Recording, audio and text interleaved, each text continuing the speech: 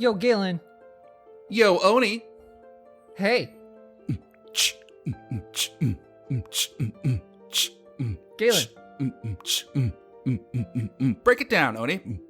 No, I was about to throw it to you. You should do a rep, not me. That shit's I'm embarrassing. terrible at this. You want to talk about embarrassing, you pass over to me and you'll find out how bad this is going to go downhill. Exactly. What's up? Oh, no, that was it.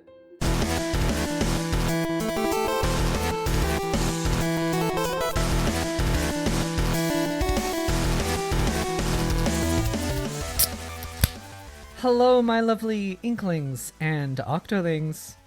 Friends, thank you for joining us today on the Nintendo Everything Podcast, episode 82. Why am I drinking a carbonated beverage? Oh, yeah. Fantastic life choices. Really bad idea. My name is Oni Dino. With me, I have a Kraken who just ain't got it poppin'. It's Galen. There's no bones about that one. No bones? Wait a second. Cephalopods have a bone. They have one. Really? I know because, yeah, it's more like plastic, honestly. It's like a hard plastic than it is like a bone. I only know that because you have to remove it when you're cleaning an octopus to eat it. Or a squid to eat it. Really? Yeah. Huh. Did I say octopus earlier? I meant squid. I don't think octopuses have bones. Oh, well, I mean, obviously the failure of this joke is all on you now because you gave misinformation. Listen, I'm covered in mistakes. I'm fine with that. So it is the end of May, which means that E3 is right around the corner, except that it's not. But you know what is around the corner? A bajillion different online nonsense shows. Are you excited, Galen? I'm excited to see what we're going to be getting, if anything at all. So I have no idea what it is. It's The Mist, and Stephen King is just writing it as he goes. Isn't that how he writes most of his books? It is. That and cocaine. But there is reason to be excited, because a bunch of placeholder games were listed on Amazon France. It could be clerical errors. It could be Galen gremlins getting in your Amazon France. They could be like sacre bleu. This is going to be a very weird episode, I can tell. It's what happens when you feed me after midnight in Quebec. What about when you're in Paris, Galen? What happens when you're there? Because Same that's thing. an international date line. Yeah. You're crossing. Yeah. And then it's midnight somewhere. That's true. That's 100%. So, but it's a mix of how much of it is surrounded by water. So How much of what? You? Yeah. You can't get me wet. So about those rough openings. Yeah, right. But I wanted to leave you right there in that uncomfortableness. Let's get on with the episode. Friends, we're a weekly show. Episodes go live every Sunday. Please leave us a rating on something like iTunes. That helps us get recommended through the algorithms. Mm-hmm. We're on pretty much all the podcast platforms. Check us out wherever you want to check us out. On with the show. Ba-da-ba-da-ba-ba-bum. Ba-da-da-da-da-da-da. Isn't that the circus sound? You did the circus sound, no? I think it can lead into a couple of different things, but this show is nothing but a circus, so... A circus of embarrassment. I'm the bearded lady.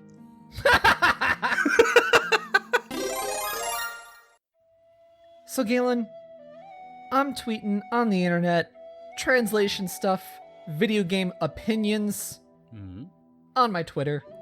Where do you tweet them, Oni? That would be at Oni_Dino. I also do the Instagram, usually uploading food or pictures of my cats. That's Oni__Dino. Galen, Yes. how boring are you? You can find out exactly how boring I am on Twitter. That Twitter handle is at Mobius087. Yeah? And? Oh, I also have an Instagram too. I should probably say that. If you would like to see how infrequently I keep up on my Instagram, you can do that at true_Mobius. A fine sell. I never said, hey, you're the one who walked up to my flea market stand and said how much.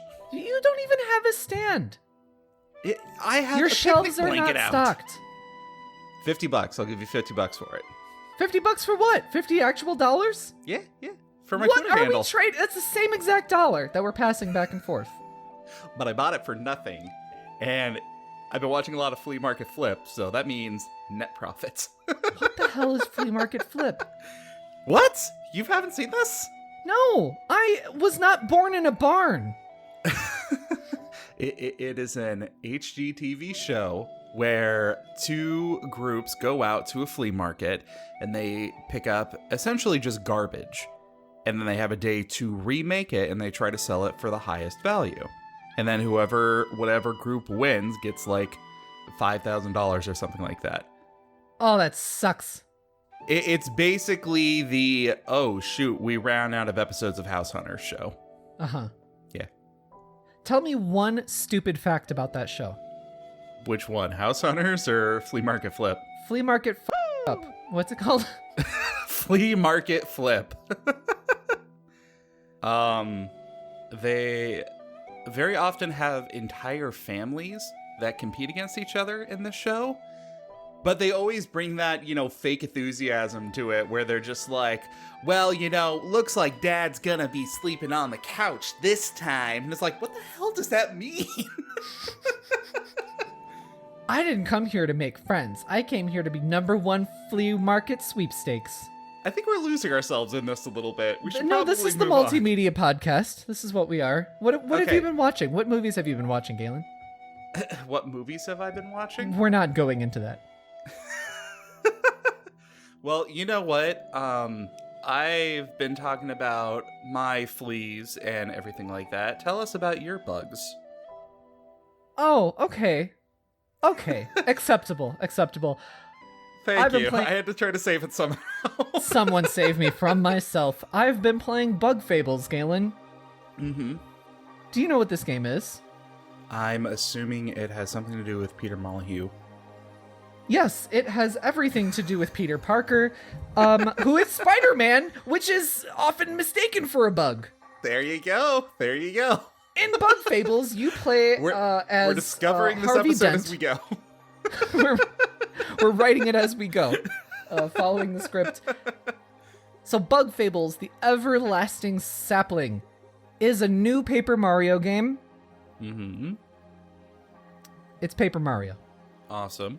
This is an RPG developed by Moonsprout Games, where you play as 3 bugs searching for the Everlasting Sapling, which I actually can't remember exactly what it is. I think it's some sort of treasure that grants like eternal life or something like that.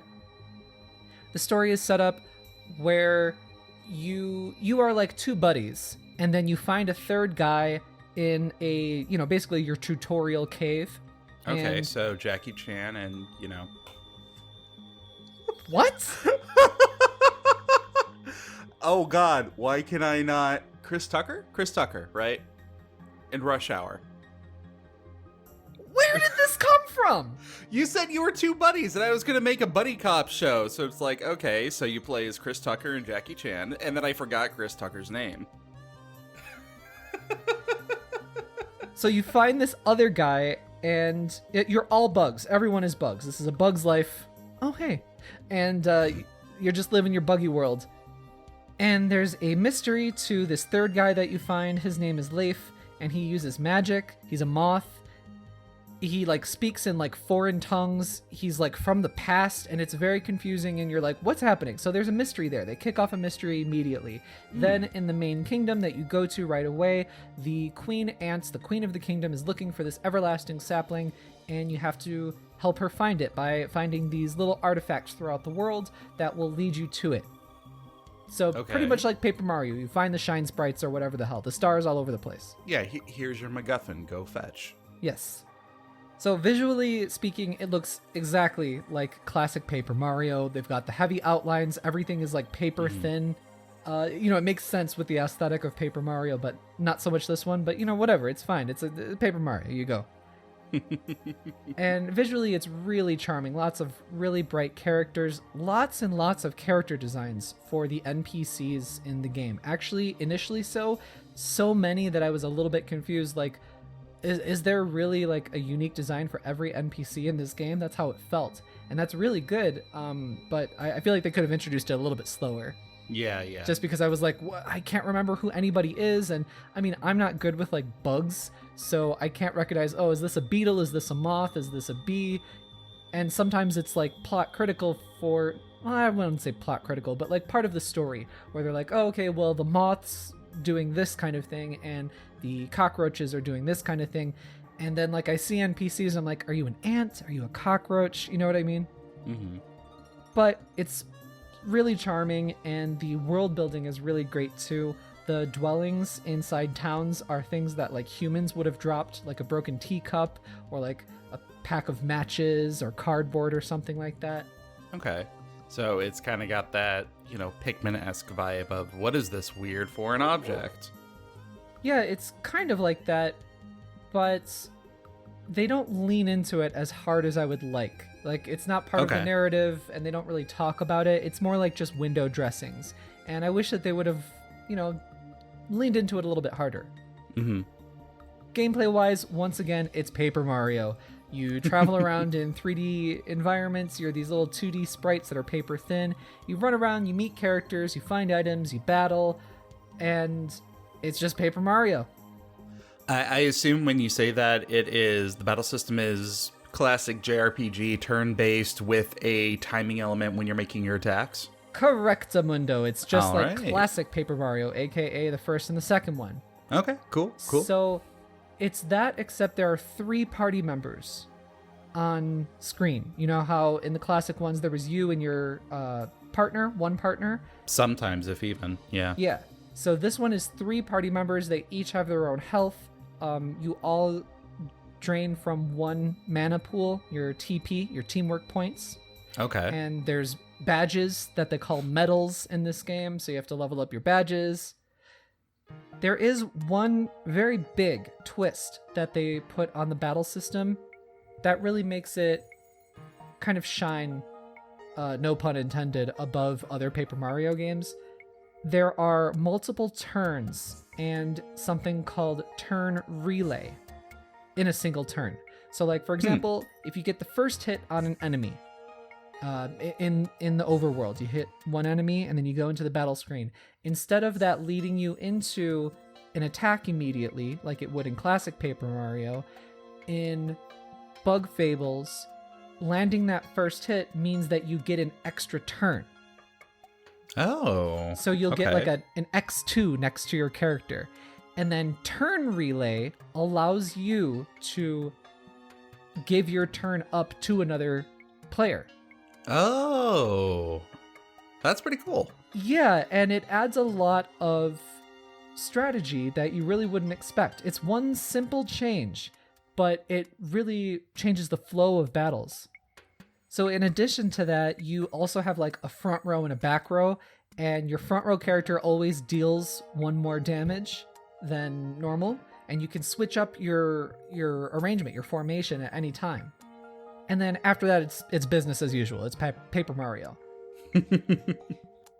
I'm playing this in hard mode, which is a big challenge, and it's really nice. It's a completely optional hard mode. It's actually a badge that you equip, and if you equip it, not only do you get more experience and more items, but after you beat a boss in hard mode or a mini boss in hard mode, you can meet an NPC that gives you a badge for having done that. Oh, nice. Yeah. So it's a high risk, high reward kind of thing.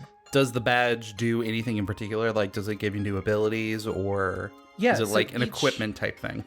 They're all badges, so you have to use badge points to equip them. And each mini boss and each boss that you beat gives you a different new badge. So, one might be Life Stealer. So you deal 1 less damage, but you heal half the damage that you deal, that kind of thing.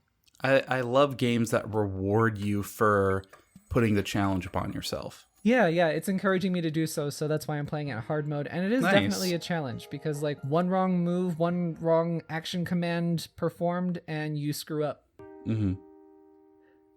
Sticking with gameplay here, there is some platforming in, quote unquote dungeons and environments in the game. And that platforming it's not very easy to recognize where you're at. Like you're your sense of distance isn't very good, and I think that maybe the shadowing could be a little bit better on character sprites. Yeah. Because it's there, but it's not very prominent. And so I have oftentimes like depth perception troubles when doing the platforming in this game. And I usually don't have depth perception troubles in games like this.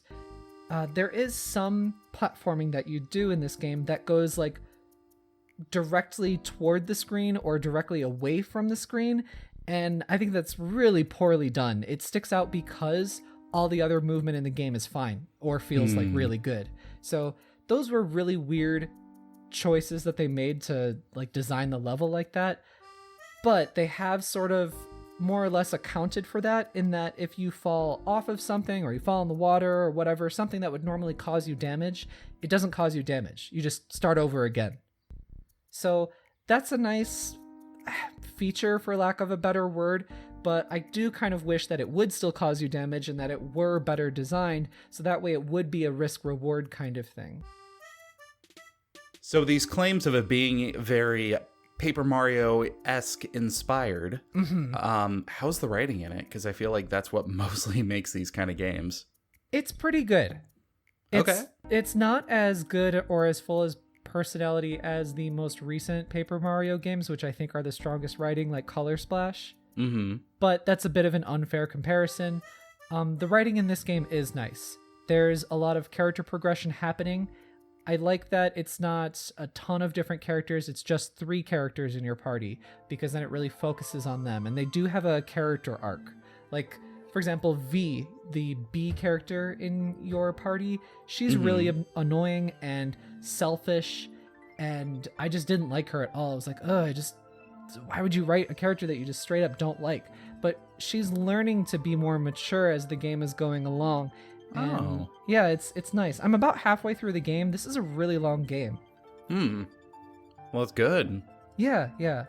I do think that some of this is, my hypercritical eye, just because of, translating and editing scripts in my profession. I do think that some of the characters could be written a little bit more different, or like have different speech patterns just a little bit more. Like the whole character portions of the script could have used like one more look over, one more rewrite or something like that. I do find it hard from time to time, and this is a visual aspect thing, where so in dialogue you get like a speech bubble, kind of classic Paper Mario thing. Yeah. And there's no character portrait or like character name next to who is talking. It doesn't have like the comic style like pointer out of the speech bubble that says who's talking? It does have that, but it doesn't go straight to the character. It just kind of is a slight arrow going slightly in general the direction of, okay. And it doesn't point very far at all, just a very little bit. So if you have 3 characters standing right next to each other, and this has happened several times, sometimes I have to kind of guess who just said something. And they do have like a little, kind of like a classic, Super Nintendo or Genesis style sound effect to the text that goes across the screen. Okay. So it'll be like, and you know what I'm saying, right? So like you can kind of guess like, okay, V, my little bee, she talks like that. But then Kabu, my like almost stalwart samurai style defender, he's like, there you go, that's it. But for me, I always choose instant when it comes to like text display instead of like fast or something, because sometimes I'm reading faster than the text is displaying, and that just drives me nuts. So I'm pressing the button B to go through the text, which makes it display instantly, which is a really nice quality of life feature that they have there. Yes, absolutely. But so I'm not getting those sounds. I just hear like one little quick boop or boop. So I'm not getting that audio cue. So, the game could be designed sort of to fit around this issue that I'm having with it. The very, very minor issue that I'm having with it. But I do think that this could be mitigated a bit by a little bit more distinctive writing, or also a character portrait. I love character portraits next to text. this is just a personal preference, but something like that would be cool, because then you could have a Yeah. couple of different faces, say Grandia style. Galen, you love Grandia. Yeah, I was literally just about to say that. Like, Awesome. Grandia is a fantastic example of just that thing, of being able to not only showcase who's talking, but also show how expressive and the picture that is the 1,000 words of describing how that character is feeling, and then you have the actual context of what the character is saying. Right, And right. it's a very good blend and a very good trick. And, they do stuff like Paper Mario where the character will kind of have like a freak out reaction. Their actual character sprite will have that. So that emotion stuff is there. It's just sometimes it's hard to tell who's talking. Yeah. But very minor complaint. Overall, the writing is really nice. Yeah. From an element of the world building, like, how's the writing in the NPCs? Oh, it's nice. Yeah, like you hear like, oh, okay, this character is doing this, or this character likes that, or this character loves just sitting here on top of this log, that kind of thing. And it's cute, little charming things. And, the Nice. character writing for the NPCs that, aren't part of quests, they do feel like little bugs. So it's cute. Excellent. There is also a lot of flavor text in the game. So wherever you're at in the game, if you press minus, I believe the button is, anywhere, depending on like whom you're next to or whatever you're next to, there's a short conversation that you and the gang can have. And that's a huge feature. So like, I mean, if you stand next to this person, there's this unique dialogue. Stand next to this object, there's this unique dialogue. So if you get stumped in your puzzles or something like that, that's all you have to do. But it is adding so much to their personality and their dynamic, the three of them. All right. So I really have to commend that. And the music is all very whimsical and varied. It's mostly upbeat, but it has this really nice quality that makes you feel like you're reading a picture book or a storybook or something like that. There's a couple of tracks that are really good. I think Golden Settlement is a really good song, the theme for them. Nice. And sometimes like I would just, like even though I was pulling up something on my phone or, taking a break for a second, I would leave the game running because I liked that music. And I think that is a really good quality to have in your music, because like that stuff loops all the time, right? So Yeah. for some people, it's easy to get annoyed by that. I really love video game music, and if I'm just sitting there listening to your music, hell yeah. So is there a connecting or a relating tone through all the music? Like, you know how some games, the music is very fitting to the world, but it's still distinct enough that it changes and you can tell each level apart from each other? But if you hear a song, you can definitely tell it's from this game. I'll have to pay attention. Like, I haven't noticed, like, okay, say the whole sand area. In the different areas, they have different songs, but they have, like, a something unifying them. I haven't noticed that, but I will pay attention to that, because I'm sure I'll be talking about this game next week, too. Ah, nice. So you do think you're going to continue playing it? Oh, absolutely, yeah. I really like it. I really do. I'm not quite in love with it. I would highly recommend this to anybody who likes classic Paper Mario, because this is what you're looking for. This is classic Paper Mario. If you're Excellent. like, I don't know about like, the new Paper Mario that's coming out, who knows what it's going to be like, you definitely have this to fall on. So you will not go hungry, fam. Thousand Year Door fam. Bug Fables is where it's at. Check it out. Nice. Very nice. And Galen, you have been playing a little indie game called God of War. Yeah, and not a lot of people have heard about this game. Actually, this week has been a sampler platter of gaming in general for me. A poo-poo platter, some may say. Yeah, a little bit. So, especially when you hear some of the games I've been playing. Uh-huh. Yeah, I don't know. I've been going through this weird thing of, personally, my schedule has changed a little bit from how much day-to-day time I have for myself and that I can dedicate to gaming. So when I get those rare opportunities pop up, they're in very short bursts, and I don't know what exactly it is that I want to be playing. So Like, for example, I just picked up God of War again after not playing it for so long, which, by the way, I want to reemphasize that the control scheme on that game is so weird. Really?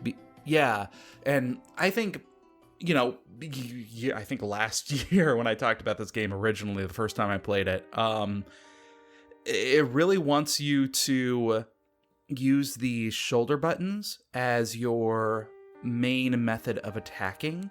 The Dark Souls way. Yeah, a little bit. So you've got your light attack and your dark attack. Your light attack and heavy attack, which your evil attack and your benevolent. Which are linked to your R1 and your R2. And then you have your L1, which is your shield that you can bring up. And there is a parrying mechanic in there as well. Which, I don't know, for some reason, having the defend attached to a shoulder button is just weird for me. But that's just a personal gripe that I have. And then you also have your L2, which lets you hold up your weapon and allows you to throw it. So that it becomes almost like a third-person over-the-shoulder shooter, because you can seriously pick up your axe, throw the axe, and then instantly recall it and do it over and over again. Right. So, yeah, I don't know. Just most hack-and-slash-esque games that I've played, all of those buttons have been normally dictated to the, your X, square, triangle, circle, your face buttons. And I don't know, it's just making that transition is retraining my body and kind of going against a lot of the muscle memory that I have.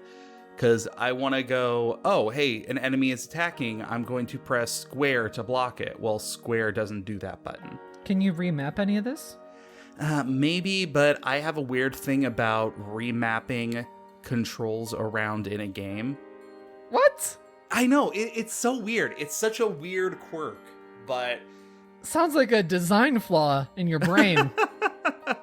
Most likely, yeah. And I think there is some sort of remapping option, but then again, if I remapped some of those buttons around, I don't know, it's weird.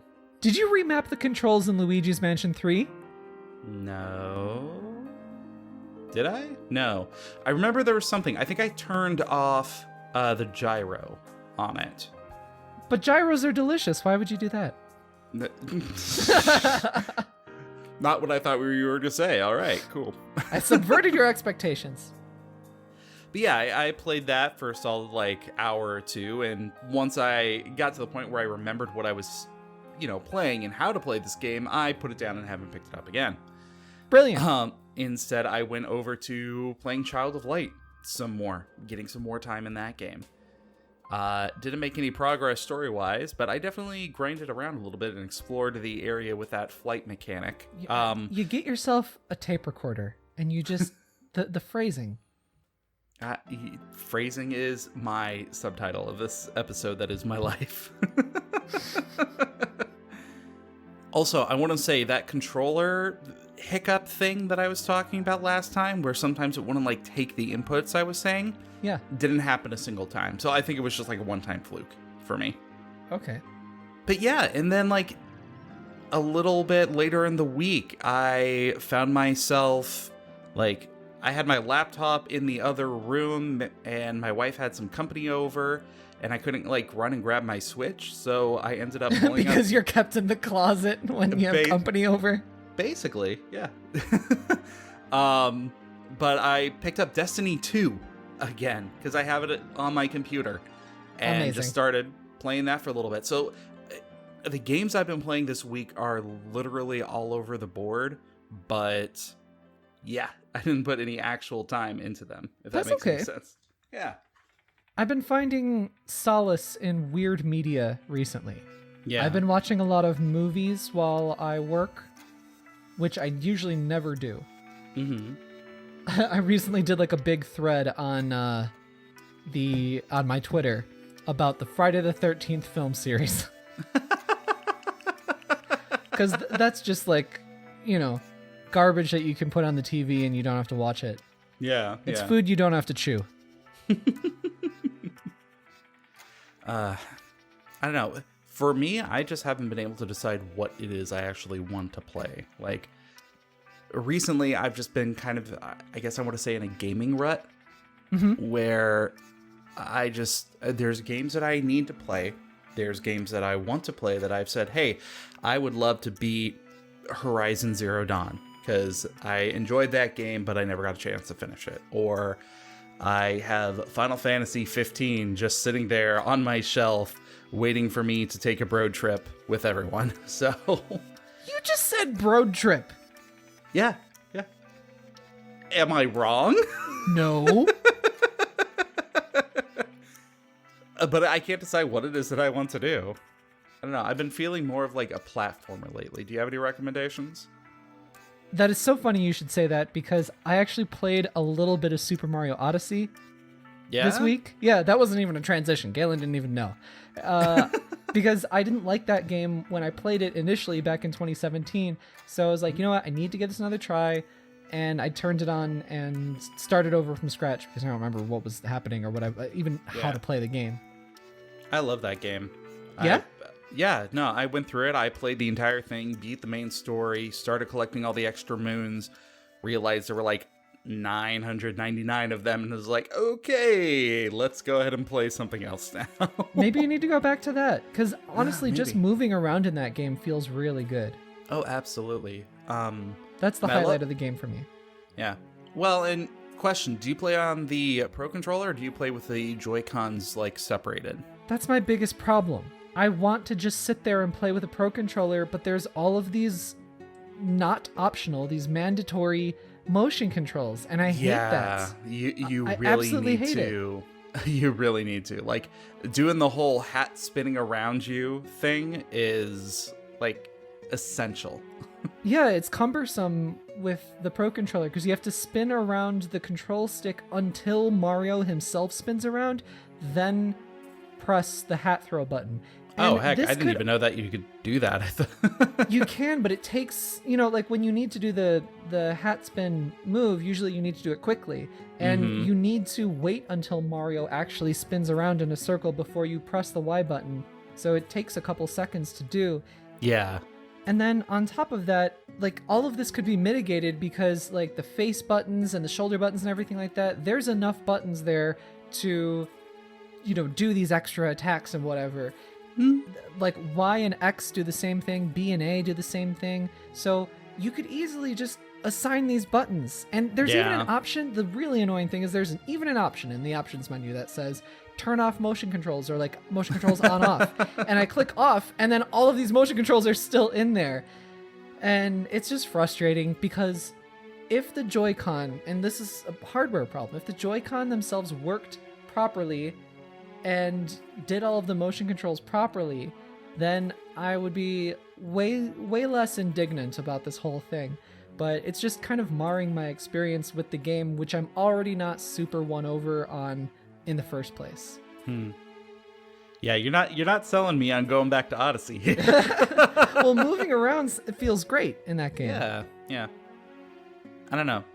I was thinking about maybe checking out a 2D platformer. I don't know. I have a couple of like Castlevania-esque games. Like I've got Hollow Knight, I've got Bloodstained Ritual of the Night that I can go to.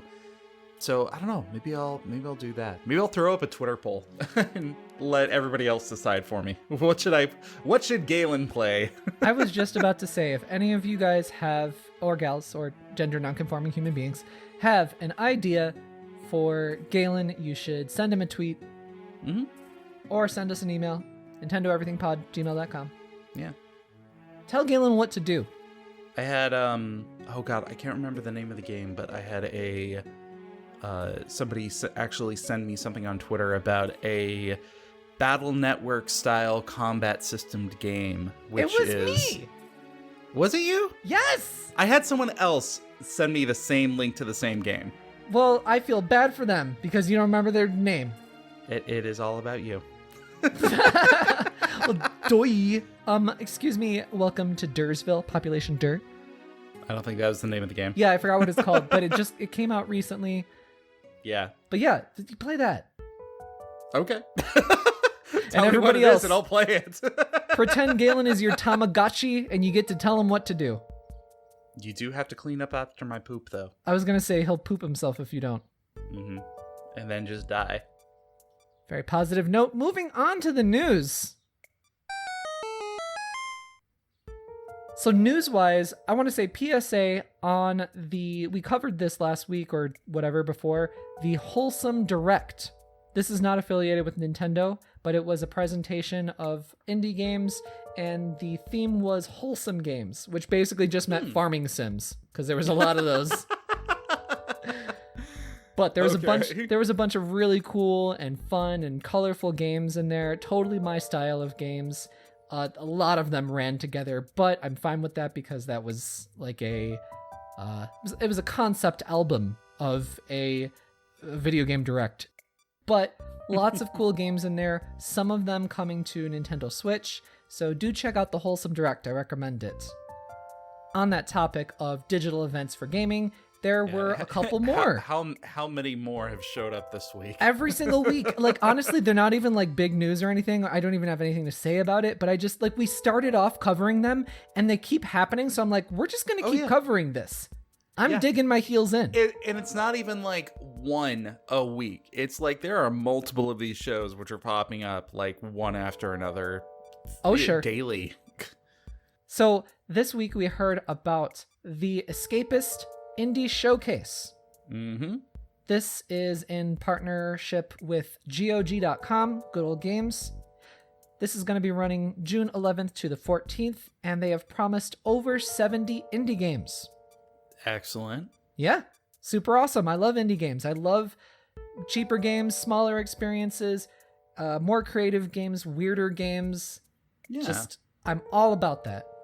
Some of the most enjoyable games over the past couple of years have been the indies. So yeah. The two games that I'm loving were Bug Fables this week, and then last week Under Hero, and they're both indie games, and I highly recommend them. Absolutely. And then after that, we got Bit Summit Gaiden 2020. So Bit Summit is I believe it's Osaka-based gaming event, highlighting indie games predominantly, but it also has some other bigger games in there as well. That usually runs sometime in the summer in Osaka. It's a physical event, but they're of course doing what they're calling Gaiden, which is a great idea. Yeah. And it is their online event. It's going to be June 27th and 28th. They've already announced, I think, 18 titles coming to Switch. So there's going to be more details about them and probably even more things announced there. Yeah, I was kind of taking a look at some of the trailers that they had on there. One of the weird ones that kind of caught my eye was Melon Journey 2, which looks like it'll be a little bit of fun. What's that? I didn't actually watch any of the trailers, but I just looked at the list of the games that they had coming out, and I just okay. Yeah. Yeah, they all I did scroll through them before too. They all look kind of weird, kind of grotesque cute is what I saw with a lot of them, and that's my aesthetic right there. So I'm totally checking this out. I like that we're hearing a lot of different events that are celebrating these smaller games rather than the big gigantic AAA games. Screw them. Yeah. EA's just looking for another company to consume. Ugh. Still waiting for BioWare to get shut down. Aw, that's gonna make me sad. It is sad, but you know what? All the talent already left that studio, so good for them. I mean, I guess that's true. Writing's on the wall there. Those poor people. Anyway, not even stopping there, IGN's Summer of Gaming, which is an event that was announced previously and we covered previously, but they have announced their full... Go ahead. Sorry. I was about to say, I thought we had heard about this one before, so... Yes, we have. But they have announced their full schedule now. And so it's going to start June 4th, and it's going to be running pretty much until mostly the middle of the month, and then a little bit more after that, sporadically. So it's going to be a really long event, at least 2 weeks happening. And there's going to be interviews, previews, showcases that we've previously mentioned before. So that's part of the IGN Summer of Gaming thing, is hosting some of these other gaming events. Yeah, they've got a lot of trailers of new games. They have charity streams, which I thought was pretty cool. Like I saw on there that they had a Resident Evil 3 speedrunner challenge. So that'll be super fast. Oh yeah. Yeah, so lots of charity streams on there as well, which is always good. Mm-hmm. A Doom Eternal speedrunner challenge, which will take all of 5 minutes. What's the time on that game now? Oh, I have no idea. Doom Eternal? That's the new one that just came out, right? Yeah, that's there's an exploit where people were able to speedrun that game super fast, ridiculously Oh, really? fast. I didn't hear about this. Oh yeah, no, it has something to do with being able to jump with a certain weapon equipped and breaking the physics to basically go to the very top of the level and then using that momentum to skip the entire level altogether. And yeah, within about 5 minutes, you're at the very end of the game. That's literally Sonic Boom. Sonic Boom, Sonic Boom. No, do you remember the game Sonic Boom? Very vaguely. It was the terrible game that was on the Wii U. Mm-hmm. There was an exploit with Knuckles where if you jump up and you do his down attack or whatever, but then you pause right after you've input the command, it reverts him back to as if he hadn't done it. And each time that he did that attack, he would jump up in the air just a little bit more, almost like a double jump. And so you could keep doing that, pause, and do that, and you would fly up literally into the air and jump over obstacles and beat the game and skip huge chunks of the game. I mean, I don't know. What do you... What is this? What's happening to you? I'm just thinking about the entire concept of speedrunning as a whole, and I feel like there's a difference between using elements of the game and mastering the intention of the game itself versus abusing flaws in the game to shave time off. Yeah, and that's why they have those denominations on speedrunning. So they'll have any percent speedruns or no exploit speedruns. When they say, true. Oh, go ahead. No, nothing. It's just you're entirely right on that. So there's many different subgenres as to what does this speed run mean and what you can kind of curate what you are most interested in while trying to watch. Yeah.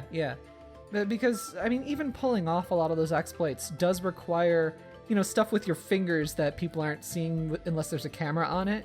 Oh, and yeah. That is impressive. Not entertaining for me. It's not for me. But, I don't watch speedruns very often at all anyway. Yeah, me neither. Not unless it's one that's super fast and super impressive. That's the way Galen likes it. Super fast and super impressive. I mean, yes. Like a shotgun blast to your Sega Genesis. Sure. Or the opening to all of the Sega commercials back in the early 90s. You remember those? Oh, yeah. Sega!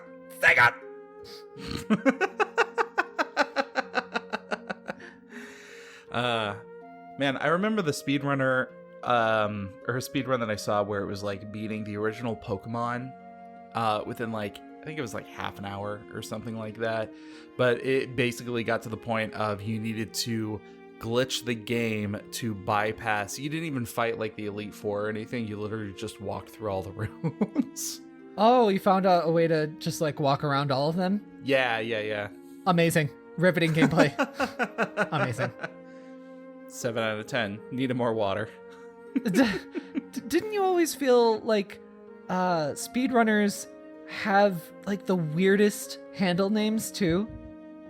Oh yeah. That's always Donkey Bong or Dookie Tuesday 420 or something. Bagel 42069. Bagel? Yeah, so do you remember when we were talking last week about myths in games?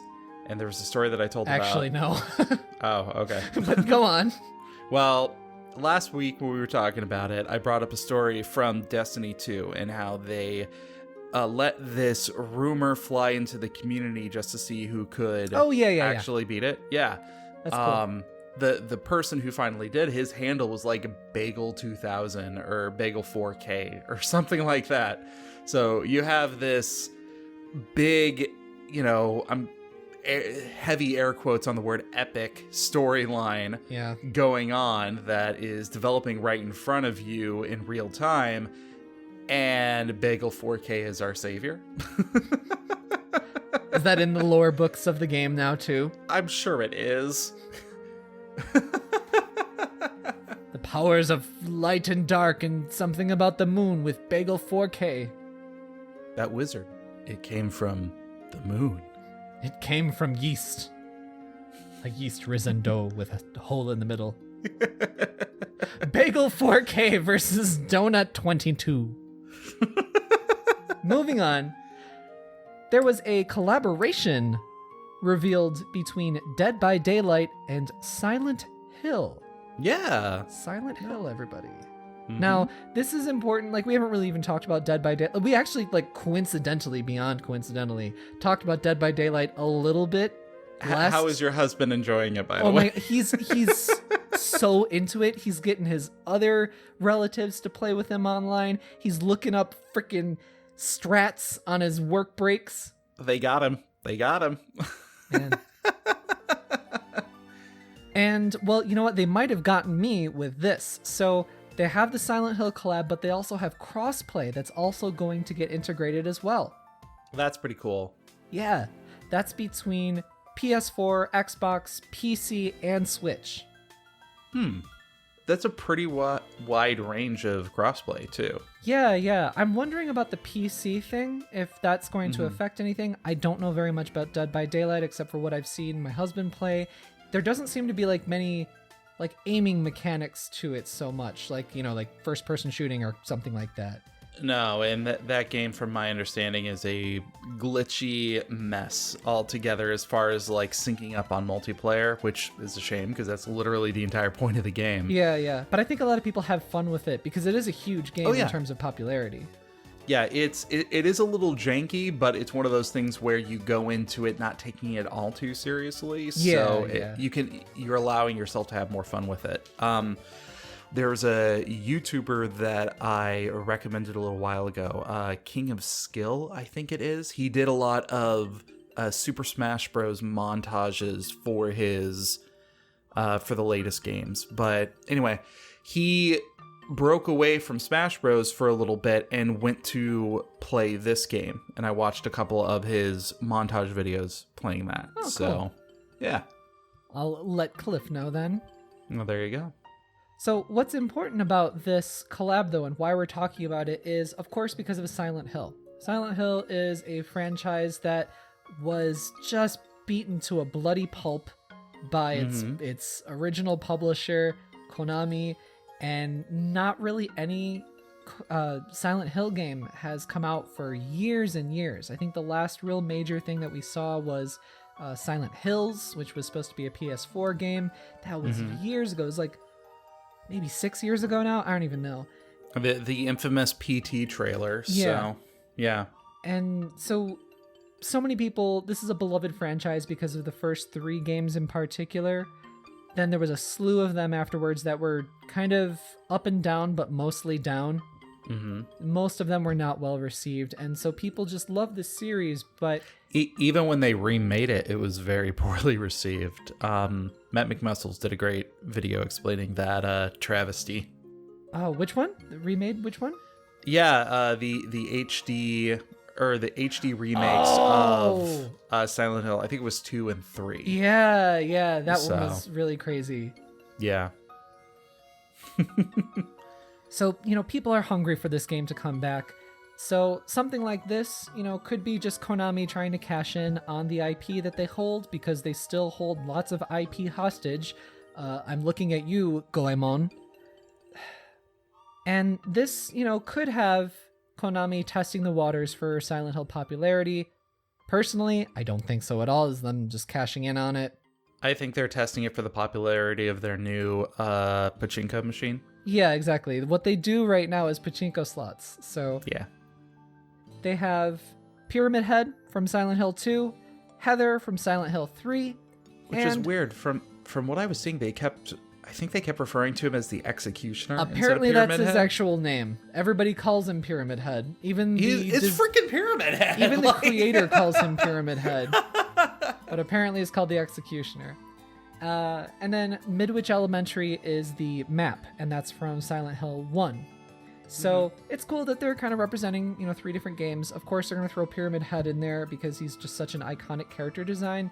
Of course. If you know anything about Pyramid Head and just the monster designs in general for Silent Hill, they're mostly tied to the protagonists of their respective games and like their mental trauma and whatever. So it's always so annoying to see Pyramid Head just appear where he kind of doesn't make any sense to appear. But at the same time, whatever, creatures. Well, and I also thought it was a little weird because Pyramid Head only showed up in the second game, right? Yeah. Yet the human player character that they brought over was the main character from the third one. Yeah. So it's just a weird disconnect. It was more of just a cross of the entire series as opposed to anything more specific. Yeah, and when doing a collab, I don't think that they thought of it really so much this way, but when you're doing a collab, it makes sense to be like, okay, our 3 most popular games, let's do something that is representative of each of those 3 games. You know what I mean? Yeah. So that's fine with me. I don't care about it.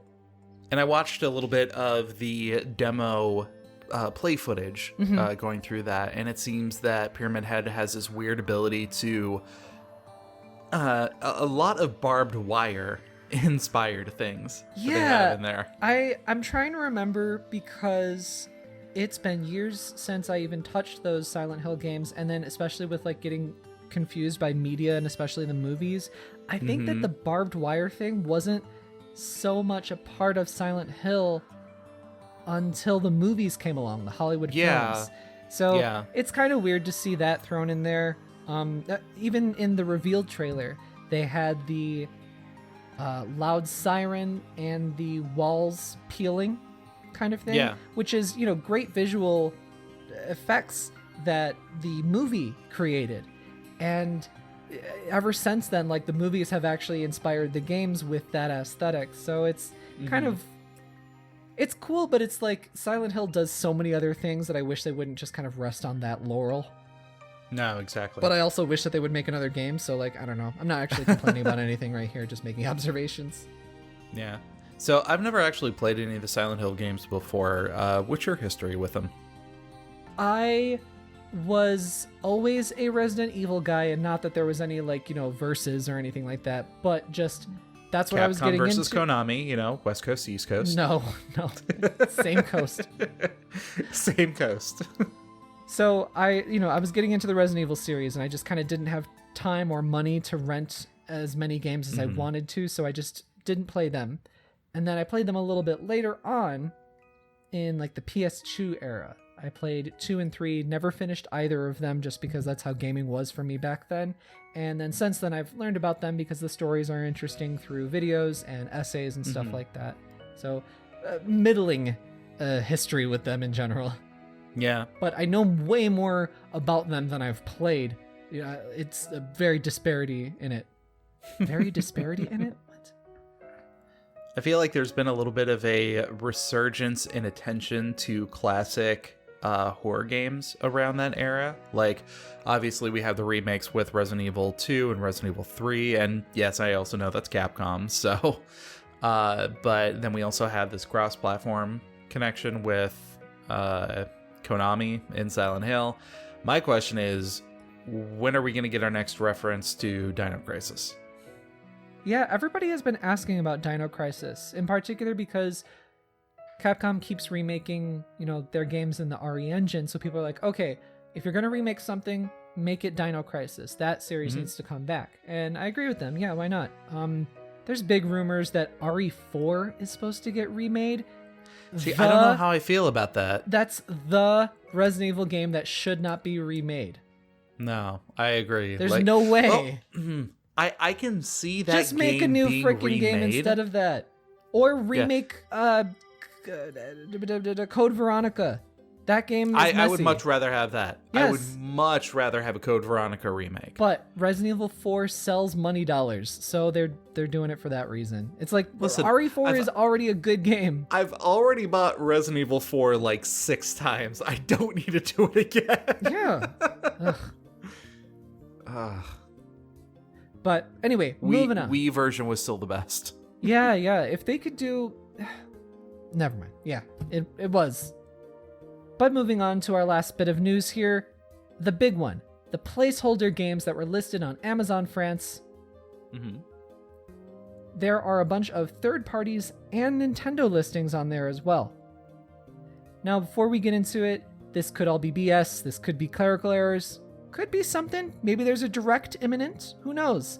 Let's just think about it in a very casual manner. Yeah.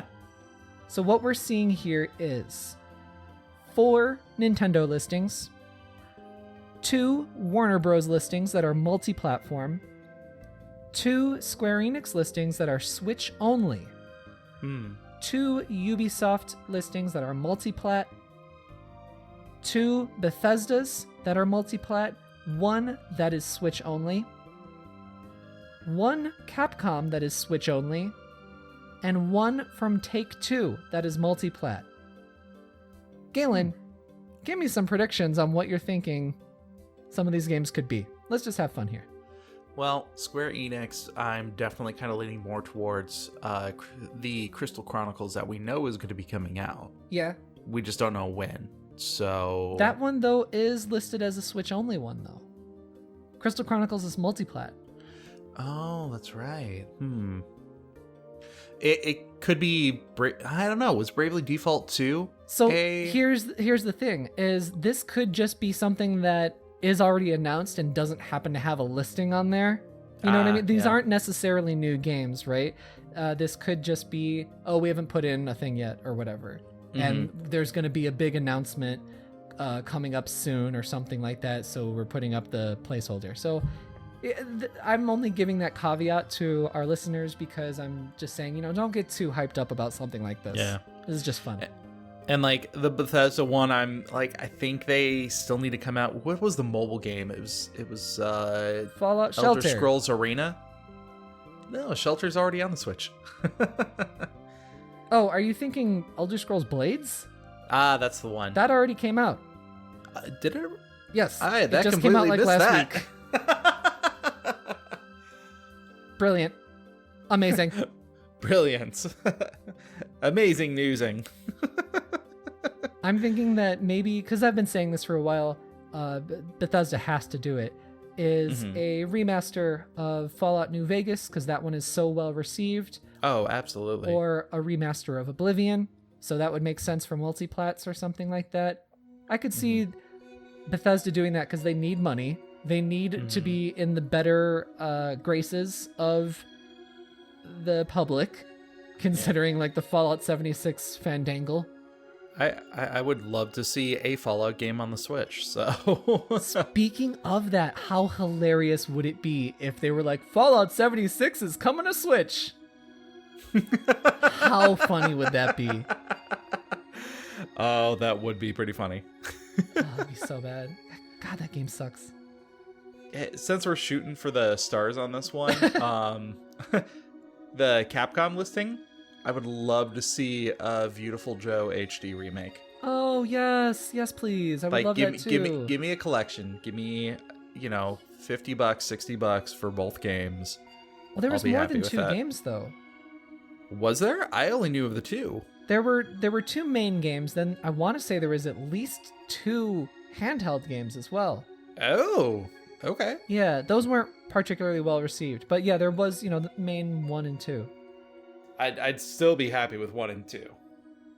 Thinking about Capcom though, maybe it's Monster Hunter World for Switch, like an expanded, Iceborne included kind of thing for Switch. Okay. Monster Hunter would also be another great game to cross-platform with Dino Crisis. I know we were just talking about it, but... Cross-platform with Dino Crisis? What are you saying? Not cross-platform. What was the word that I'm looking for? I am at a loss, bro. Do a partnership and conjoin the two, like the the game we were just talking about. Well, there's no iconic dinosaurs really in Dino Crisis. It's just, blah. Blah, the dinosaurs coming at you. But you could have characters come in. Like Regina? Yeah. And that's it. I'd still be happy with that. Oh my god.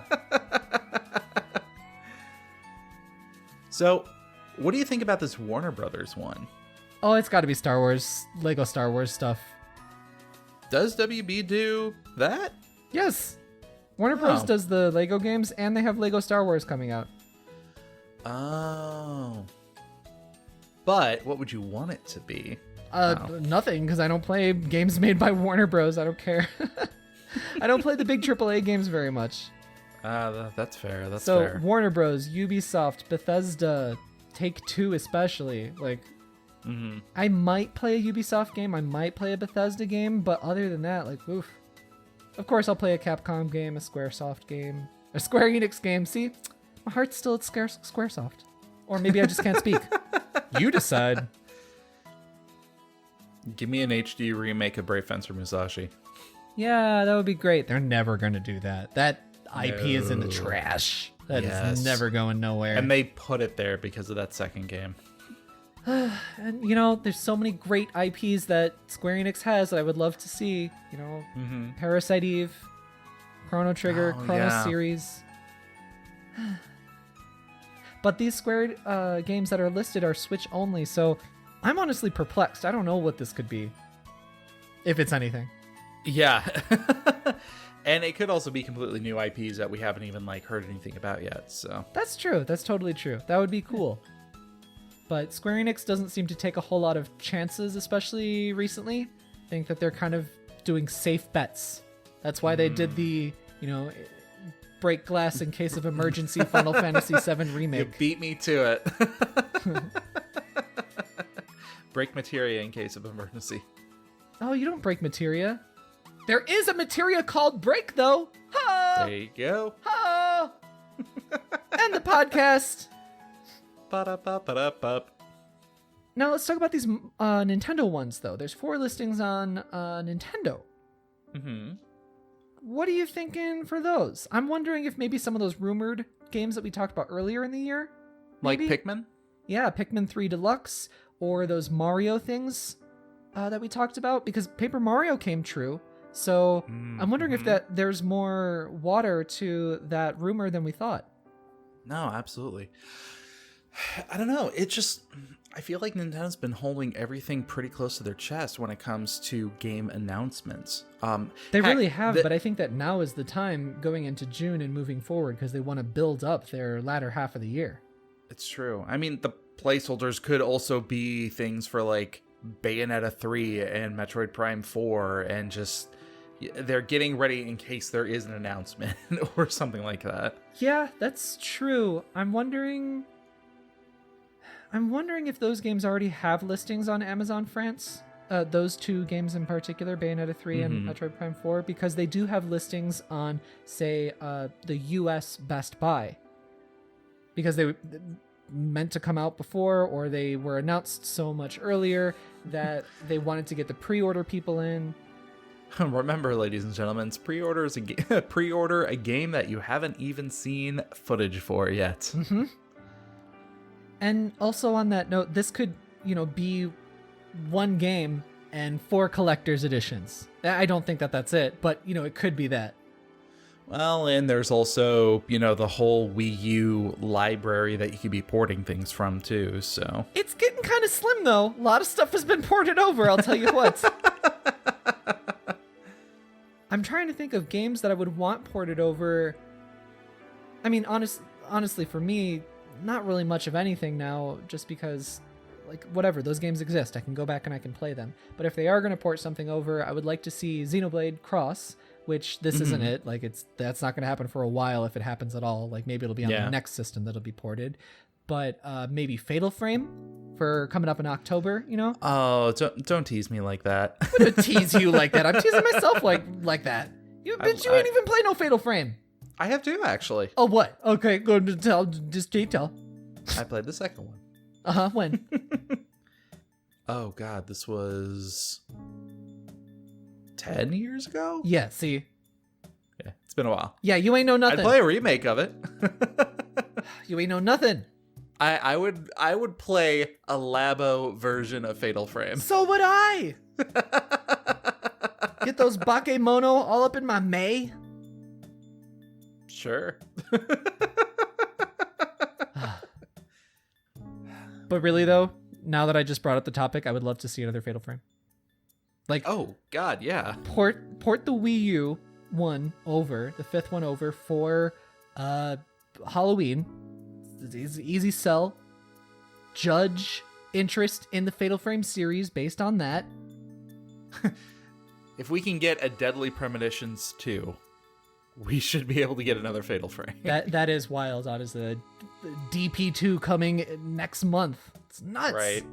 I've been watching Twin Peaks recently, by the way, speaking of that. Have you? Yes, yeah. I rewatched it. I'm on episode 5 now, I think. That show is like equal parts hilarious and horrifying. Mm-hmm. And then I'm gonna watch Fire Walk with Me. I can't wait. This is gonna sound really weird, but how are we friends? Because we have such different tastes in media. Well, I have a severe personality flaw, and you are a masochist. I am a severe personality flaw. No, but like I was just recently rewatching the old episodes of Star Trek Voyager out of just pure nostalgia, out of anything, because I like caught a clip or something that got recommended to me on YouTube, and I was just like, oh, I remember this series. I was really into this back in the day, and now because I watched one video, my entire feed is nothing but suggestions from other shows. So That's lovely. Watch good Star Trek, yes. Not Picard. I still haven't watched that series. It sucks. I went deeper down the rabbit hole after I watched that first episode that you recommended. Mm-hmm. And then I watched Red Letter Media's breakdown of it because they are huge Star Trek fans. Yeah. And they pointed out why it is just not Star Trek. It's New Trek, and it's for different people. It's not for Star Trek fans. And it's not like, even a good representation of the character Picard. It's like Abrams, The Next Generation. Yeah, kinda. Maybe I'll watch that Red Letter Media video. You should. There's lots of them. If you care about it, you know, they make really interesting points. They care a lot about it. Okay. Yeah. Excellent. Speaking of which, let's go on to additional DLC.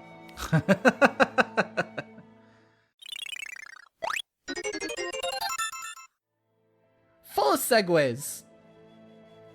I'll watch it because it's not Jim Sterling. This week, I'm recommending Jim Sterling. Saw that coming. Mm-hmm. Well, it's on the docket. Of course you could see. Jim Sterling has, of course, he's always making videos, but he made a video earlier this week called Liar's Year 2020. Mm-hmm. And in this video, he kind of highlights how, specifically for console releases, but not just console releases, how marketing has lied to us in video games in the past, and how they're probably lying right now. And it's a very cynical approach, but everything he's referenced has been, true, or it's all based on facts. So I guess I'm recommending this video just because it's, trying to tell people to like keep a level head, don't fall for marketing hype again. And it's pretty topical with like the Xbox thing that just happened, and Unreal Engine 5 just happened. Yeah. And he actually also referenced both of those pretty heavily in the episode. And he makes good points too. So, you watched it? You watched the video? Yeah. Nice. No, when I saw that you were recommending it, I wanted to take a look at it because I think I've been actually questioned once or twice as to my aversion to, the Jimquisition. So. Yeah, well, that's okay. If it's not for you, it's not for you. But I mean, it's cool. Yeah. Like you and one of our lovely listeners, Neptunius Beard. You guys had a nice exchange. And isn't that wonderful? This is going to lead right into our mail, but isn't that just wonderful when you have talks with people who have different opinions about stuff and you have a civilized conversation and you come out the other end of it listening to each other and learning about each other? It's wonderful. Yeah. And I mean, yeah. I think I summed my opinions up pretty well on that post. But for any of those who have not read that, my main objection is the tone and the package that he delivers his opinions in. I take umbrage with a little bit. Yeah. It's kind of like, and I know we're going to get into this with the listener mail too, That's but fine, whatever. It's kind of like how whenever I bring up like game theory or MatPat or anything, you subtly have that little eye roll that you go through. It ain't subtle, bitch. Oh, no, it is not. Ugh, I cannot stand that man. Yeah, but I feel like a lot of the points and a lot of the information that he brings up is valid because he does have a lot of experience in the industry, especially when it comes to looking at things like YouTube algorithm trends and things like that. So yeah. Jim Sterling, though. Yeah. Please do check out this video. Keep yourself a level head. There is also a PlayStation 5 event happening sometime next week. Yes, June 4th, I think, is when they said that was going to be. So this is a great video to watch in preparation for that kind of thing coming up, because you're going to see the most marketed, the most, ideal market condition product for what you're going to see coming up. So just kind of keep a level head about everything that you're seeing. Make sure you grab your popcorn and you watch for AAA gaming. As you can see, those little cools spew their sewage all over the place, just like the stains that they are. God, I cannot stand that guy. That was really good. That was a good impression. You should be a YouTuber, Galen. I'm sorry for the editing that you're going to have to do for that. No, it's fine. It was cute. Galen, what are you recommending? This week I came across a little documentary about the great game grumps called Not So Grump. A documentary by Kincade Bischoff? I think you pronounce his name. I'm not quite sure. Anyway. It's pronounced Biscoff. It's delicious. Biscoff. Yeah, no, this is a quick, not quick, it's like 40 minutes long, but this is a little documentary that basically goes over the beginning of the series, how, Aaron and, John first met, they formed the Game Grumps together, and then it kind of went into their first year, John leaving and getting replaced by Danny. Yeah, and just what I really liked is he handled that aspect of that event, I felt, more tastefully than some. He could have gone a lot into the controversy and the different opinions and thoughts as to what caused them to split, but he really kind of took a step back and was like, hey, I'm only going to tell about the facts here because it happened. And that's not what you should be looking at. You should be looking at how many people felt like they enjoyed the series as a whole and the community that it kind of fostered. So it was just a good watch. That's cool. Yeah, if you like the Game Grumps, give it a look. I really don't like JonTron. Yeah. I never found him funny, like ever. Yeah. And I didn't actually start watching the Game Grumps until Danny was on there, and I haven't watched them in years and years now, but I never found him funny. And then after all that like crazy stuff he said on the internet, I want to say it was years ago now, I was just like, ooh, yeah, well, that lines up. That definitely lines up. Do not like that man. His content has really kind of like gone off base compared to where he started with. I still watch his stuff as he puts it out, but a lot of his videos are more like views on media that he can make satirical commentary on, as opposed to looking at video games or anything like that. Well, I mean, that's good. You should branch out and everything. But I just never found his style of humor ever funny once. I don't think I've laughed at one thing he's ever said. It definitely is a very niche take on it. I would listen to Jimquisition all day, as opposed to one video of JonTron. But now we're talking about AAA YouTubers. The AAA industry. so fun. It's so fun. Oh, jeez. Okay, speaking of fun, let's move on to our most fun segment of the podcast. Is it listener mail? It is the listener mail. Listener mail. Listener mail. It's like, by the way, just letting everybody know, Jim Sterling is not on this podcast right now. I know it sounds exactly like him, but he's not here. So this week on our emails, oh, by the way, if you got the emails, you send it to us. We need some more. That's NintendoEverythingPod@gmail.com. That email one more time is NintendoEverythingPod@gmail.com. This week on the email segment, we're doing something a little bit different. I asked our lovely listener who wrote into us last week, Jenny, I asked her for some clarification on the question. So you do remember what happened last week? Mostly. And she wrote back and she gave us a quote from Joe Zija. So last week she was talking about how she was talking about how media has an impact on us. And she specifically referenced how Joe Zija has seen in the Fire Emblem community. And Joe Zija, by the way, is the voice actor for Claude Von Regan of Fire Emblem Three Houses. And you did a wonderful interview with him, by the way. Oh, thank you very much. Thank you. Yeah, that was a couple months ago, maybe. So you can check that out on our podcast. And he just mentioned how he sees a lot of people being very strongly opinionated or feeling very attached to characters in the Fire Emblem series. And he's noticed that specifically with this series as opposed to other video games. Speaking personally, I've seen it throughout video games, but yeah, I get it for, character-driven media that really happens. So we're going to have Galen read out this quote from Joe Zija that I think sums up the thoughts very well. So go ahead, Galen. Where did this quote come from, by the way? I think that this was on his Discord. I'm not sure. Okay, gotcha. Well, Joe Zija went ahead and posted, "It's not necessarily about separating fact from fiction. It's about relation and seeing the self in the other. Let's put it this way. If you saw someone walking down the street and you thought to yourself, wow, that person looks a lot like me. I like her style. And then the person next to you, not reading your mind, said, that person is ugly and they have shitty pants. You'd feel bad.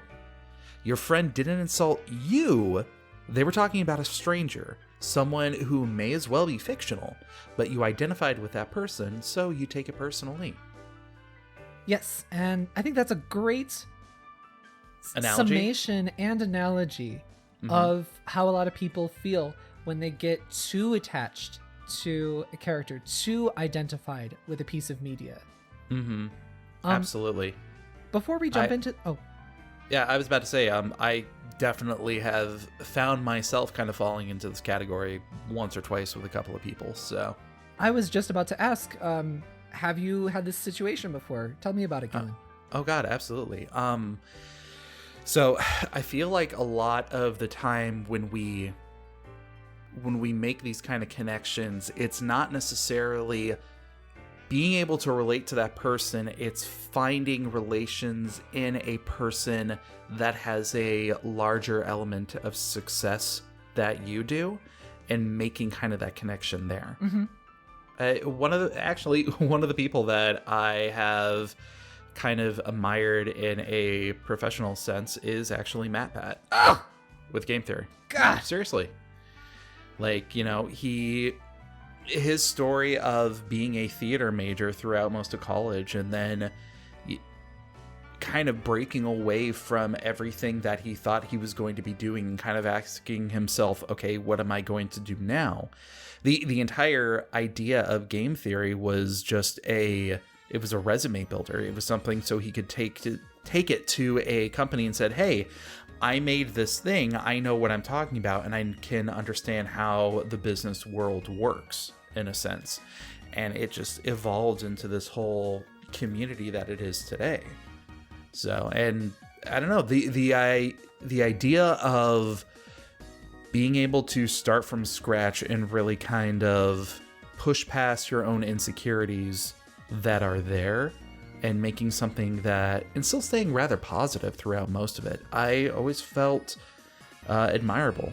And especially with his early content, I really enjoyed it. So it was very easy for me to kind of find those relations.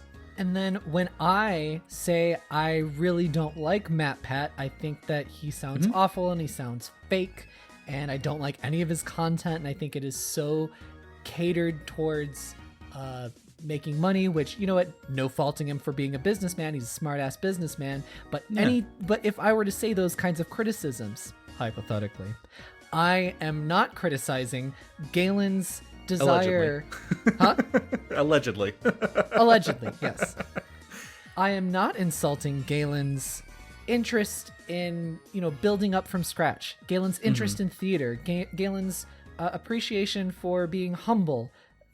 I am not criticizing these strong traits that resonate with Galen. I'm criticizing the person who, incidentally, Galen has found inspiration in. But from a mental standpoint, that is hard to separate unless you are very aware of it. You have to be aware that you're thinking in those unhealthy manners. No, absolutely. If I want to insult Galen, I'll do it to his face, okay? It's true. You've done it before, and you will do it again. Another person that I've made this kind of connection with is Matt Mercer from Critical Role. Because I was always very big into Dungeons and Dragons, but always just from a player sense. And it wasn't until I found that I really wanted to have a D&D experience that is more story focused, more than the specifics of battle, which I've always kind of found more the boring part of it. And watching this storytelling and kind of getting entrapped by it, I found myself relating to Matt Mercer a little bit and just telling myself like, hey, he tells stories the way that I would want to tell stories. And I used him as a template in a way for me to, like, when I first became a dungeon master, I kind of emulated a little bit on what he was doing and kind of thought to myself, well, this person did something that I liked. How can I replicate that formula and put my own twist on it? Yeah. So, and there's tons of people out there who think that, a lot of the calls that he makes are, wrong for a lot of sense. But also when I started, here's what's weird about this is when you are talking about the media, especially with personalities like what you find on YouTube and whatnot, because YouTube does encourage you to be a little bit more open, a little bit more personal with it, you find more aspects of that person's life that they are willing to share, and it gives you more opportunity to relate to that person on different levels. Yep, it's seeding parasocial relationships. That's what they want you to do. What about you? Have you ever fallen into this category a little bit? I'm trying to think about like where I've identified with something too much in an unhealthy manner, because I really try to be aware of this kind of thing. I do have sort of something that happened really recently, because I felt the feeling, but I caught myself immediately. But I felt it. I was in Discord. I was in Thor High Heels Discord, and somebody said something about how Chrono Trigger sucks or something like that. And, immediately I feel in my soul, like, just like a rabid dog, like, it doesn't suck and you suck. I'm going to my room. As soon as I felt that, I was like, oh, no, I don't feel like that. Or, I don't think that, just whatever, just whatever. Well, and I kind of understand why Joe is pointing out this particular aspect of... Oh, absolutely. This is happening constantly on the internet. Oh, no, absolutely. If it is a problem, which I agree it kind of is, I usually break it down to, okay, why is it a problem and what are the reasons why that things are happening? And that's how you find out what you can interject to possibly solve the problem. Yes. When you're bringing up a problem, always bring up a solution. No, exactly. I think what is happening here is that people are using these media outlets as basically either an escape or to fulfill something that they find themselves missing personally. Like you and I, we use video games as an escape from things that are in the news. Things, we're both desperate weirdos and we need an escape. Yeah, absolutely. And this even extremely comes embarrassing. And because we have been playing video games our entire lives, it's just strengthening that kind of dependency that we have on using video games as an escape. Yes, like drugs. Mm-hmm. So when you're not wrong, actually. Like, I know you meant that as a joke, but I kind of didn't. Where's my Nintendo Switch? I need to touch it every 15 minutes. I'm looking at the time and thinking to myself, oh shit, Animal Crossing stores are about to close. I need to get going. Also, I'm sitting here in a puddle of tears that my Xenoblade game didn't come in the mail yet. It got delayed. Oh, Sadonia is sad. Drugs. But I think it's because we rely so heavily on what that distraction entails that when somebody brings up something that possibly threatens that, even if they don't even know you personally, you take it personally because you're like, hey, no, I need to fix this because any sort of seeds of doubt to this thing, I need to squash right away. Yeah, and I think that you need to, my recommendation to listeners and to ourselves even, is recognize when you're feeling that. It's okay to suddenly feel that, but don't act on it, don't engage on it, because, I mean, that feeling is emotional. Sometimes you can't control an emotion, but you can control how you act upon that emotion or how you react to other people.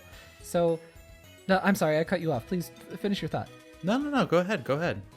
So my thought about, on this, aspect of it is there's two big portions of it creating and making this problem even worse on the internet. Part of it is that people are not delivering criticism in the right way. Part of it is people not receiving criticism in the right way. So you have so many, two critical moments that both have to be correct in order for it to be a positive experience. So two critical moments where it can fall apart. And it constantly falls apart. Lots of people will just want to be like, oh, Mega Man sucks. And they don't want to give good criticism. They just want to say a mean thing. No, they want to state their fact of an opinion. Yes, they don't necessarily want to have a debate. And, when you turn around and you become defensive about these things and you say, well, okay, why does it suck? Or I've always really enjoyed it. Why do you feel like that?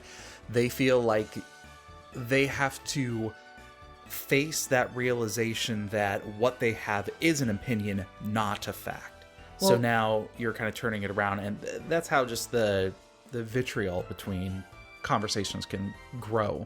Yeah, and my thought on this is recognize, like, if you're on the receiving end of this, recognize when somebody is giving criticism and they're not trying to give criticism, they're not trying to have a discussion. If they're like, Mega Man sucks, don't ever respond to that. Don't ever engage in that, because there is no upside. Always ask yourself, is there an upside to what I'm about to do? And when you see something like that, that's when okay, can't engage. The critical step 1 has failed. There is nothing I can do in step 2 that can fix that. Then, if you're on the other side of things, if you're the one saying Mega Man sucks, instead of saying that, give a genuine criticism of something. State it in an opinion way. State it in a manner that is that could be received properly by the other person. And if you feel that you have done that and you've done it in a good manner, if you see the other person in step 2 making a critical failure of how they're receiving the criticism and they're being, personally offended that you don't like Mega Man's blue helmet because whatever, they wear a blue helmet, then you can't have a discussion with them because they have failed on the critical part of step 2. Yeah.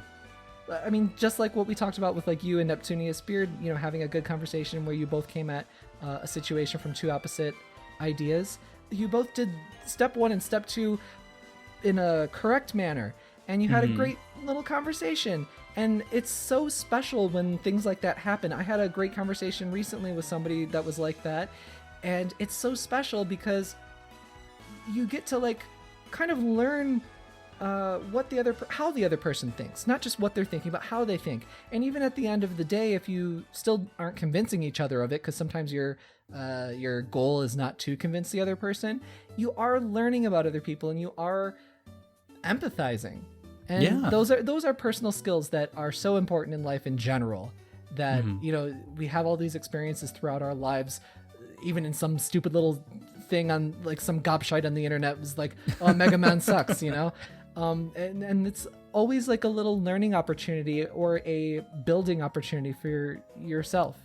And I love recognizing little moments like this. Yeah. Sorry, I may have gone on a tangent there. No, it's fine. Cycling it back around a little bit. Please. So specifically, like for this example that Joe used, so you see somebody who's walking down the street, you think, hey, they look great because I can, you know, relate to what they're wearing, and somebody else calls it out. Like, I have learned from my life experience that you cannot really influence others and influence your surroundings as much as you think you can. Yes, cannot. But you can definitely control how you act in a situation. So in a situation like this where something pops up and you find yourself having those feelings, like, how would you deal with that internally? Like, would you try to correct them? Would you just take it as an insult and kind of like work it out that way? Like, for me, it just comes down to step 1, step 2. Is there a critical failure in step 1? Can engage.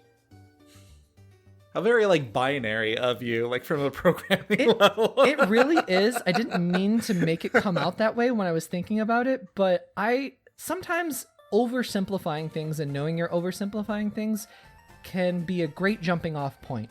So once you get like those bare bones down, then you can start thinking in gradients. And I don't know, for some people, I think maybe that's an easy way to learn. Yeah. I'm going to start calling you Roboni Dino. Please. So, Jenny, thank you so much for writing in and clarifying on your statements. I had so much fun thinking about this topic. Yeah. And actually, this kind of reminds me of a little story when I was a kid, because I was trying to think about, you know, when did I over-identify with a character or whatever. So I had to try and think about, like, you know, back then, way back then, when I was a kid, when, you know, you're just, your brain folds, they haven't developed properly, so you're thinking stupid. Oh, yeah. I had some kids in the neighborhood that I lived, and they came over to play Nintendo with me, the NES, and we're playing Super Mario Bros. 2. And that's the one that is kind of weird and different than regular Mario. And there's cherries in the level, and you collect so many cherries, and that makes a star appear in the level, and you collect the star, and then you're invincible, and you're fast and everything. So we were playing, and these kids were like kind of the argumentative and not cool kids. I shouldn't say not cool, but they were, you know, just not great to be around. I quickly dropped them. But I didn't mean to make it sound like that. Off of a cliff. I ended them. I ended their shit. I just love the professional atmosphere that comment just entailed. You're just like, I'm sorry, our friendship's not really working out. You know, best of luck on your next adventures. If you need a reference, I'm sure I can, you know, give you a poor one. Yeah. Hey, you watch it over there, Galen. I'll give you a pink slip. Pink slip is what you get when you get fired, when you get retire fired. Yeah. Anyway, we are hanging out playing Super Mario Bros. 2, and they're like missing the cherries. I'm like, oh, you gotta get the cherries. And I didn't know why, but I was just like, oh, collect all the things. There's a coin, collect the coin. You know what I mean? That's just how my brain worked. And I was like, you gotta get the cherries. And then like one of them was just being a total jerk, and he was like, you say this and that, and then you say this and that, and what do we gotta get the cherries for? What do the cherries do? Nothing. And I specifically remember him like saying it like that. Nothing. And I didn't know why you had to collect the cherries. I didn't know that they created a star. Yeah. But I liked cherries in real life. They were my favorite fruit when I was a little kid. And there was a thing in the video game, you got to collect it. So I just remember being like, well, they're healthy and they're good for you or whatever. I identified a bit of my personality with collecting cherries, and it was very important to me. And we had a fight about it. Oh, baby Oni Dino. And years later, when I found out that collecting the cherries makes a star appear after so many, I remember being like, ooh, I wish I was still friends with him so I could shove it in his face.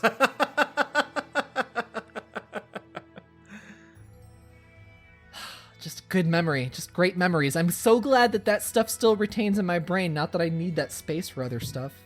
Oh, God. So what's coming up? What's coming out on NintendoEverything.com 24/7 news? We are covering, hey, you know what? There might be a direct imminent, so you stay tuned to NintendoEverything.com.